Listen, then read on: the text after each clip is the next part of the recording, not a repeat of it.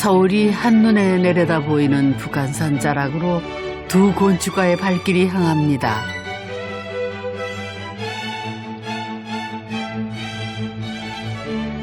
오늘 가는 데는 집이 아니라면서요? 우리 집 아니라던데요, 오늘? 집 아니고 어떤 데지? 얘기 좀 이게 해주지. 깊은 산 속에 있으면 절 아니에요, 절? 우리 절 가는 거 아니에요? 우리 건축탐구 집에서 또 집 아닌데 오기는 또 처음인데요. 처음 아닌가요? 예, 예. 뭔가 의미가 있는 데겠죠, 여기가. 그렇죠. 뭔가 의미가 있는 공간에 특별한 분들이 계신다는데. 집이 아닌 특별한 곳이라? 네, 어떤 곳일까요? 오늘의 여정 떠나보겠습니다.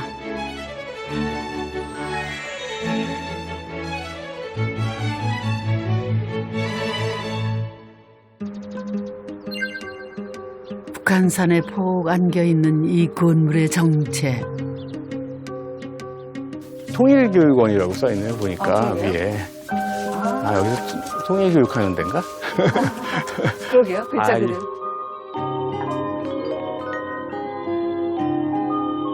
딱 들어오니까 이제 전망이 근데 엄청 좋아요. 이 들어왔을 때 이게 확 열리는 시야가 너무 좋네요. 의외의 장소에서 펼쳐지는 뜻밖의 풍경이자 뜻밖의 이름이죠. 이곳은 사진 통일교육원입니다. 손님이 또 있습니다. 선생님. 선생님, 안녕하세요. 안녕하세요, 선생님. 아이고. 선생님, 어떤 일이세요? 반갑습니다. 안녕하세요. 오랜만에 뵙습니다. 예. 선생님의 향기를 살짝 느끼고 있었어요. 선생님 많이 쓰시는 이제 건축 어휘가 이 안에 있어가지고. 여러 공공기관을 설계하며 한국 현대 건축을 이끌어온 건축가이자 이곳을 설계한 김원 건축가십니다. 이게 오랜만에 오셨나요, 건물에? 오랜만에 얼마 만에 오신 거예요? 한 10년 된 것 같은데. 지은 지는 몇 년 정도? 88년에 설계를 했고 네. 90년인가 91년에 네. 완공했고 30년. 그러면 딱 30년. 30년이네. 근데 전혀 30년 된 건물 같지가 않아요. 건물 너무 멀쩡해가지고. 관공서 건물이라니 지금도 놀라운데 30년 전엔 더 화제였겠죠. 와보니까 들어오면 입구에서부터 너무 좋은 거예요. 이렇게 서울에 정말 좋은 위치에. 관공서인데. 관공서. 권위적이장. 그게 바로 그 이유 때문에 네. 그때 신문, 잡지 뭐 굉장히 많이 실렸죠. 네. 30년 전이니까 사람들이 깜짝 놀라가지고 화제가 되고. 뭐 이런 게 있어. 그렇죠. 그 당시에는 좀 힘든 설계였는데 좀 고충이 많으셨겠어요. 그러니까 이렇게 좀 나눠서 건물을 분동을 하고 뭐 이런. 고충 정도가 아니라 아주 혼났어요. 예. 건축적으로 주목은 받았지만 전형적이지 않다는 이유로 반대와 오해도 많았답니다. 그런데 그런 편견과 싸우면서도 왜 이렇게 설계를 했을까요? 그 궁금증을 하나씩 풀어보겠습니다. 통일교육원은 6개의 건물로 나뉘어져 있습니다. 먼저 정문에서 가장 가까운 본관으로 가보겠습니다. 여기 가운데 계단이다. 이거. 본관에 들어서면 정중앙에 오픈되어 있는 계단이 눈에 띕니다. 그다음에 조명을 좀 은은하게 간접광으로 해가지고 이 빛을 좀 강조를 하면 좀 훨씬 좋을 것 같아요. 저기가.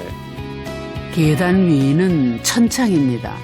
천창으로 들어온 자연 채광은 계단을 통해 건물 전체를 관통합니다. 덕분에 1층에서도 고개만 들면 바로 햇빛을 볼 수가 있죠. 이 정사각형이 되는 거를 합리화시키기 위해서는 가운데 동그란 중심이 있어야 되겠다. 네. 연결되는 네.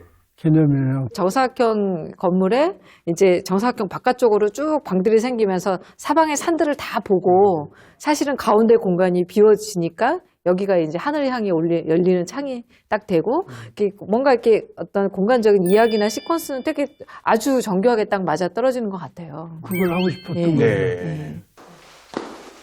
야, 이거 최상층이구나, 여기가. 이 방이 제일 좋은데요?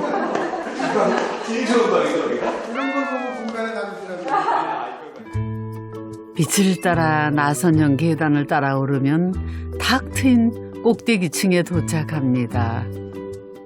산 정상이라도 오른 듯 천장 전체로 볕을 가장 넉넉히 받는 곳입니다. 이곳은 직원들 모두가 이용하는 휴식 공간이랍니다. 어떻게 보면 이제 통일교육원이라고 하니까 어떤 굉장히 기능적인 건물이긴 하지만 어떤 상징성을 갖는 부분을 만든다고 하면 우리가 무슨 이상한 조형으로 하는 게 아니고 이렇게 한 곳으로 모인다라는 그쵸. 이렇게 빛이 한 곳에서 모여서 이렇게 퍼지는 거잖아요. 밝고 네. 높은 데로 올라가는 그런 느낌이, 그런 컨셉이 그 통일이라는 단어하고도 잘 어울리는 거예요. 정말. 격자 문양으로 직사광선은 피하면서 건물 깊숙이 충분하게 빛이 들어올 수 있는 것은 건물 꼭대기 이 투명한 피라미드 지붕을 통해서입니다. 빛을 한 곳에 모으는 피라미드 모양의 지붕은 정사각형의 건물과 조화를 이룹니다. 정사각형 모양의 건물은 본관과 교육관입니다. 통일과 관련한 수업이 이루어지는 교육관은 본관과 같은 듯 하면서 또 다릅니다. 독특한 디자인의 창들이 이 건물은 어떻게 빛을 들이는가를 궁금하게 하는데요.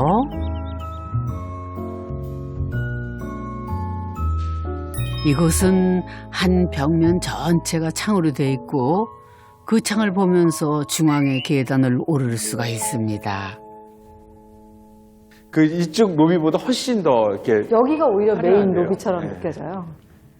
자연에서 들어오는 저런 풍경이라든가 이런 이렇게 일조량이 많아서 뭐 이 빛이라는 것은 이 값으로 따질 수 없는 아, 그렇죠. 귀한 빛이니까 그 경치를 포함한 빛이니까 근데 아까 그 본관에서는 이제 이런 원통 실린더 같은 데에서 이렇게 계단실을 통해서 빛이 이렇게 흘러내려왔고요. 여기는 이렇게 큰 창을 이쪽에 둬가지고 숲 쪽으로 둬가지고 그 빛이 한꺼번에 막 들어오는데 그 빛의 또 그 질이 굉장히 다르잖아요. 그 공간마다.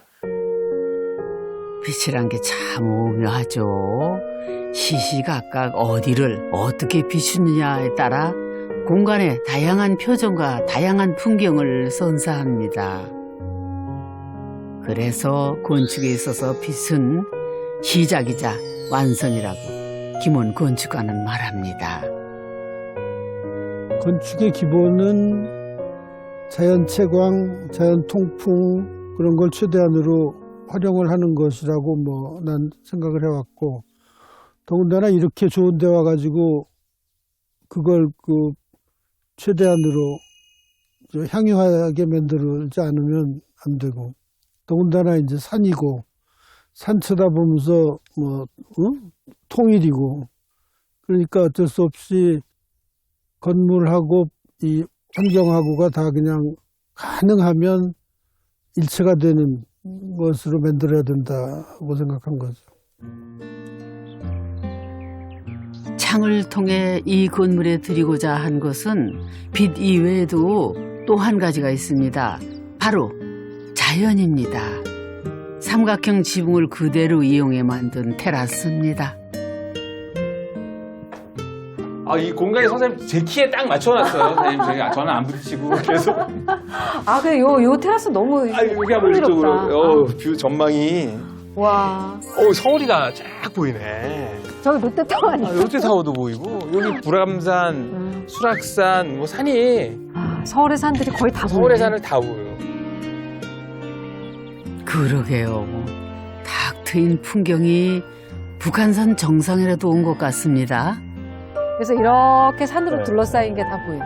뭐 저쪽에 뭐 아차산이 있을 테고, 저쪽은 이제 팔당 쪽으로 저렇게 넘어가는. 그러니까 서울이 얼마나 이렇게 산으로 둘러싸인 데인지가 여기 오면은 참 얼마나 좋은 도시라는, 예, 그쵸. 이곳에서는 서울 시내뿐 아니라 통일교육원 건물들도 내려다 보입니다.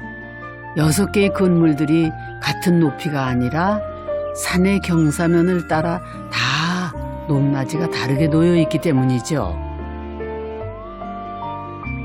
선생님 이렇게 올라와서 이렇게 보니까 이 건물, 이 이게 얼마나 지형을 이렇게 경사진 지형을 이용해가지고 건물이 약간씩 높이가 다르게 앉혀놨는 게 이렇게 다 보이거든요. 그래서 그 당시에 사실은 이렇게 나눠서 하는 게 이렇게 쉽지는 않았을 것 같아요. 일반적인 통념으로 봐서는 네. 관공서 이렇게 앉으면 안 되잖아요. 지금도 요즘도 잘 못 요즘도 이렇게 잘 못하죠. 쉽지도 않았을 뿐만 아니라 시간을 오래 걸리고 만난 사람한테마다 설득하고 설명하고 인허가도 오래 걸렸나요, 그러면? 4년이나 걸렸다니까. 산을 깎아 평평하게 만들고 건물을 올리는 일반적이고도 쉬운 방법을 택하지 않은 데는 이유가 있었답니다. 지금 상상하시기 힘들런지 모르지만 굉장히 험한 산의 일부분이에요.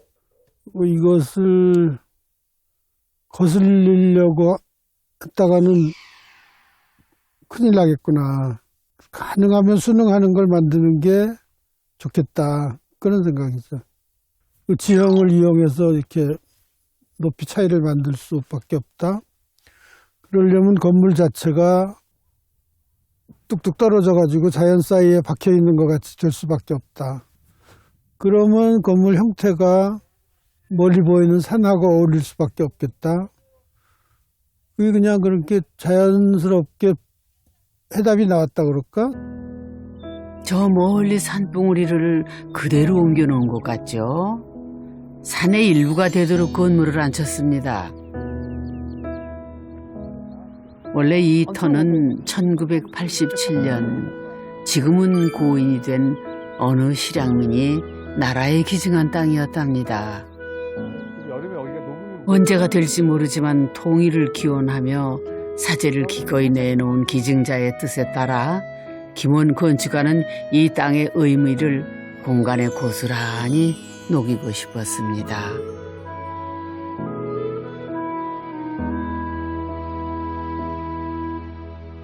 여섯 개의 건물들을 떨어뜨리고 그 사이사이를 산책로로 이은 것도 그런 이유입니다.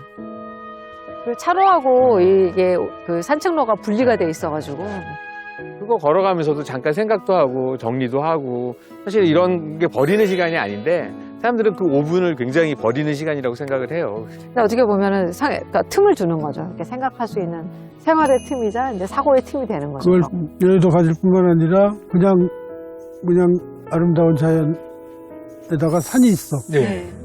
그래서 산도 이제 보통 산이 아니죠. 이렇게 지나가다가도 얼핏 보이게 만들어놨어 일부러. 자연만큼 생각할 힘을 주는 공간이 또 있을까요? 이곳에서는 업무를 하다 보면 억지로라도 야외를 걷도록 그렇게 설계가 되어 있습니다. 통일교육이라는 업무만큼이나 남다른 공간의 힘이 이곳 직원들에게도 전달이 됐을까요? 일단 맨날 모니터만 보다가 가끔 이렇게 나와서 산책을 하면 풍경이 쫙 펼쳐져 있고 초록빛 풍광이 많으니까 약간 눈이 정화가 되는 느낌. 통일이라는 분야도 미래를 만드는 거고 교육도 미래를 하는 건데 그 두 개가 같이 있는 이제 통일 교육이다 보니까 좀 창의적인 생각들이 많이 필요하거든요. 그럴 때 이제 한 바퀴 돌고 하면은 좀 좋죠. 생각이 많이 나고 리프레시하기 굉장히 좋은 곳입니다. 설계자에게 자신의 의도가 사용자들에게 잘 전달되는 것만큼 보람 있는 일이 있을까요? 안녕하세요. 안녕하세요. 김원 건축가의 방문은 통일교육원 원장에게도 뜻깊습니다. 제가 볼 때는 그 공간의 힘이라는 게 굉장히 큰 것 같아요. 그 예를 들자면은 기도하는 사람들이 교회나 성당이나 절에 가고 또 공부하는 사람들이 또 대학에 가서 자기에 맞는 도서관을 공부하는 이유가 사실 공간이 갖는 힘을 느끼기 위해서 가는 건데 여기 우리 교육원 건물도 그런 것 같습니다. 그 교육에 가장 맞게 공간을 배치해 주셔서 그 공간에서 교육의 힘을 느낄 수 있는 그런 공간 배치였던 것 같아요. 아니 난 정말 이렇게 관리를 잘해 주시니까 너무 또 감사하죠. 서로 감사를 줘. 6개의 건물들 가운데 이번에는 생활관입니다. 생활관의 외형은 지금껏 봐온 정사각형 건물과는 또 다르죠. 한쪽 면이 사선으로 깎여 있습니다. 깎인 사선 쪽으로는 각 층의 테라스가 위치해 있습니다. 생활관은 통일 교육을 받는 동안 머무를 수 있는 숙소 같은 공간입니다. 와, 야 여기는 완전 저 전망이 네. 객실 내부는 작지만 테라스로 들어오는 풍경만큼은 결코 작지 않습니다. 저 위쪽 본관에서 내려다본 것과 또 다른 풍경이네요. 여러 가지 생각이 날 것 같아요. 되게 호방하게. 예. 그래서 되게 호방하면서도 이렇게 뭔가 생각을 하게 하는 딱 그런 장소인 것 같아요. 수도원 같이 같다 뭐 그런 말씀 하셨는데. 이처럼 아름다운 풍경들을 자주 보게 하는 이유, 이 공간을 만든 이유이기도 합니다. 이걸 보게 함으로써 우리 국토의 아름다움을 느끼게 하자. 꼭 직설적으로 통일 얘기가 아니더라도 저 산은요, 백두산, 금강산, 설악산하고 다 같은 세트예요.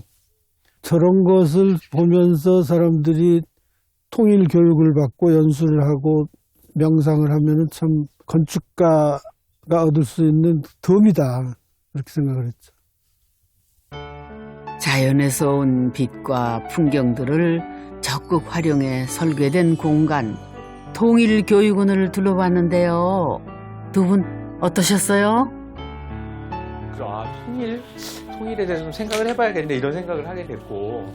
근데 가령 어떻게 보면 통일이 현실이 돼서 저는 사실 부모님이 이산가족이신데, 그러니까 부모님들은 이제 그런 뭐 통일에 대한 말씀을 많이 하셨고, 어렸을 때 그런 얘기를 듣다가 이제 그 세상을 다 떠나시고, 어떻게 보면 우리가 꼭 이루어야 될 민족의 사명이랄까, 이제 그런 얘기들을 하는데, 그러니까 우리의 역할이 뭘까, 특히 저는 건축가니까. 사실 아는 게 별로 없어요. 그러니까 그 북한의 자연 환경, 그러니까 우리하고 남한하고 북한은 또 굉장히 환경이 틀리거든요. 그러니까 거기는 산이 높고 고산지대도 많고, 그다음에 기후도 굉장히 뭐 겨울에 되게 춥고. 그러니까 우리가 이제 북한에 대해서 아는 게 별로 없어서 사실은 여기 온 거를 계기로 북한에 대해 건축에 대해서 좀 공부를 해봐야 될 것 같아요. 지금이라도 이제 공부를 좀 해야겠다는 생각을 했어요, 여기 와가지고.